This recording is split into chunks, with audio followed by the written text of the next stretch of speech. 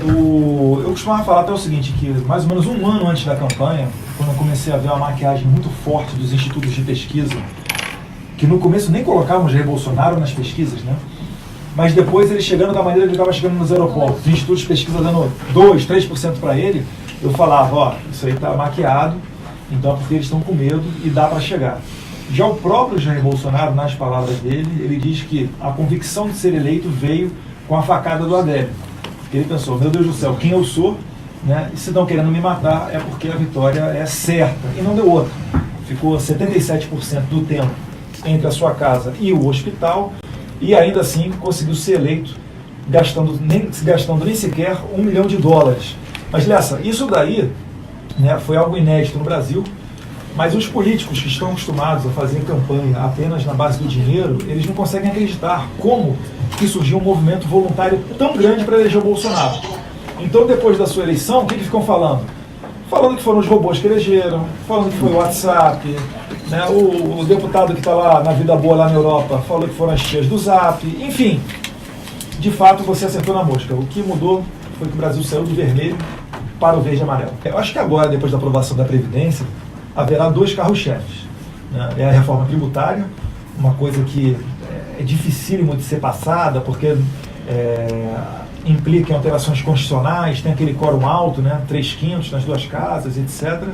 E a outra questão é do pacote anticrime do ministro Sérgio Moro, em que pese ele mandar um excelente projeto para o Congresso, a gente sabe que quando esse projeto tramita ali, ele vai sofrendo alterações. E é inacreditável como tem deputado e senador para defender vagabundo. Em 2018, antes do Daniel Freitas chegar lá, a gente já teve um embate com relação aos saidões, né? Nós somos favoráveis pelo fim do saidão, mas partidos como o PT e o PSOL fazem de tudo para manter o saidão. O cara quer o vagabundo saindo da cadeia. Ele fala que é medida de ressocialização, mas a gente sabe que na ponta não é isso. O que esses partidos querem, na prática, é levar o Brasil a uma situação igual a da Venezuela. Mas olha só, é lamentável, né? Você vê, os caras estão comemorando uma decisão que pode colocar na rua 160 mil presos. Olha que ideologia doentia. O latrocida, quando ele vai apertar o gatilho e vai matar um pai, uma mãe ou a filha, ele não quer saber se é de direita ou de esquerda, não. Agora, eu quero ver se o pessoal do PSOL, a Thalília Petroni, se o Freixo, vai largar a mão da segurança pessoal deles e viver como cidadão comum. Não vai. Esse pessoal quer desarmamento para os outros e arma para eles. Então é uma incoerência gigantesca. E se você olhar ali, ó, estou olhando, ó, Lindbergh, ele tomou uma condenação agora ou virou réu no processo. Daqui a pouco vai estar ali no meio Gleisi Hoffmann, que o marido já foi preso e ela própria toda enrolada. Então, é o conluio dos vagabundos todos ali. São essas pessoas que a sociedade não entende como que ainda não estão na cadeia. E detalhe, Lula ficou preso na Polícia Federal. A sala que ele ficou preso é a sala que os meus colegas da PF ficam, ou ficavam, né, durante as missões. Então, realmente, se a gente quiser ter um país sério, esse tipo de pessoa não pode estar na rua. Senão o recado que você passa é que o crime compensa e que se você for político, pode meter a mão no dinheiro do povo que nada acontece contigo. É lamentável.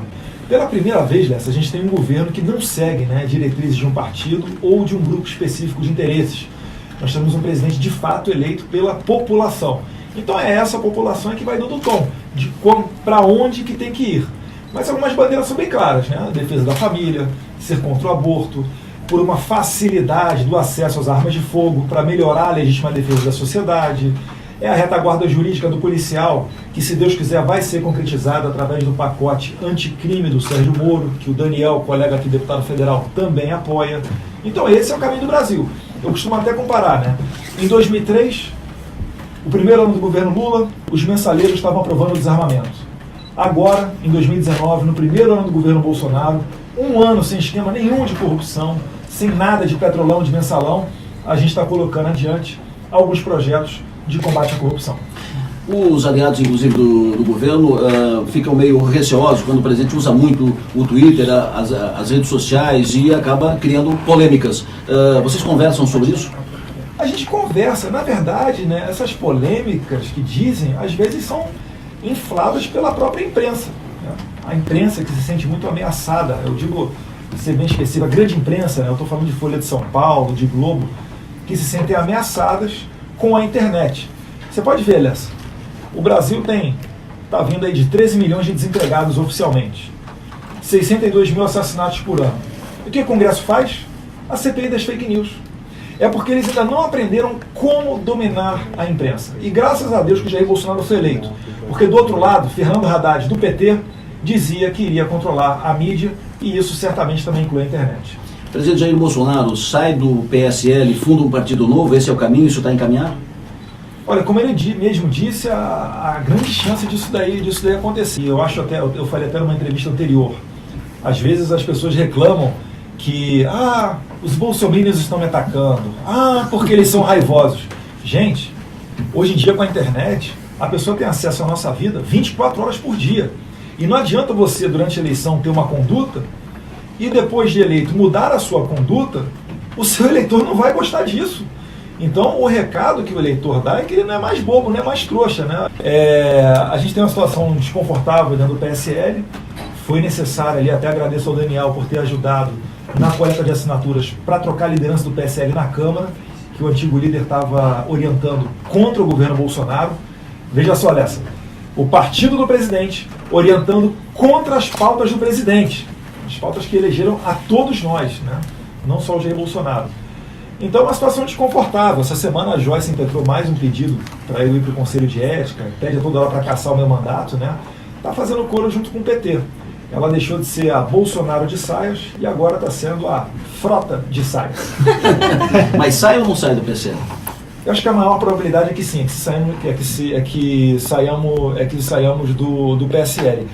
A pergunta é, fundando um novo partido ou indo para um partido já existente? Isso daí eu deixo a cargo do presidente, que ele tem mais experiência do que eu para decidir. E entre uma entrevista e outra, um compromisso e outro, muitas pessoas têm perguntado com relação à soltura do Lula. É óbvio, hoje é um dia muito triste para quem trabalha, para quem é honesto no país, porque o recado que se dá é de que o crime compensa, e se você for político, aí é que você fica blindado de qualquer tipo de punição. Como parlamentar agora, a gente tem que canalizar essa energia para aprovar a PEC que vai colocar na Constituição a prisão em segunda instância. Existem duas propostas correndo, tanto no Senado quanto na Câmara.